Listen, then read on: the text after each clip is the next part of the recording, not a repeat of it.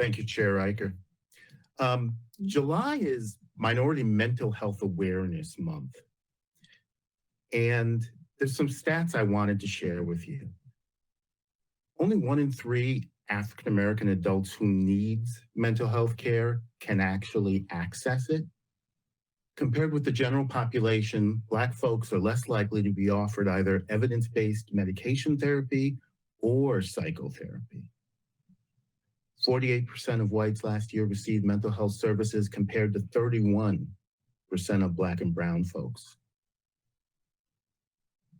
Given these statistics, access to mental health care is more important now than ever, and we just don't have it. The twin pandemics of COVID-19 and systemic violence against Black and brown bodies evince physical and emotional trauma that must be addressed somehow. Every time we see a young woman of color who's set on fire at a traffic stop, or a young Black man physically harassed or killed by law enforcement on social media, it is a traumatic event. It is a mental health event. It's even more traumatizing when we read the text or receive the phone call telling us that it was our child or our brother who was lost.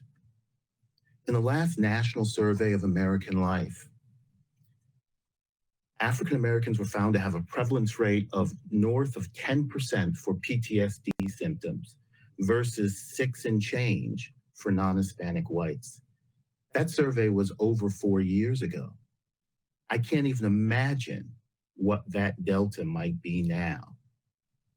I think sometimes the most foolish deception our brain uses to protect us from the undue stress of watching our folks suffer is thinking that they are somehow separate from us or other. Often when folks in power think of people in color and their trauma, it gets seen as criminal. What happens when the privileged experience trauma? Rather than seeing it as criminal, the trauma gets turned into therapist appointments and stories of survival. This needs to change. I think we're all tasked with making this change, and we need to recognize truth and value of other human beings that goes beyond our base instincts of protecting ourselves. We need to train ourselves to see our brothers and sisters not through the lens of criminality, but rather through the lens of community. And I recognize this might be one of the most depressing, inspirational messages ever shared at the county board, but it doesn't have to be, because we know how to fix it. Each and every one of my colleagues on the county board knows how to begin to fix this. If we care about this, the healthcare gap, the mental health gap, reparation requires neither might nor manpower. It is simply a question of political will. What do we want to spend our money on? What is it that we prioritize? The system obviously works better for those with racial and economic privilege. It's a privilege to have our trauma be seen as trauma and be treated with compassion.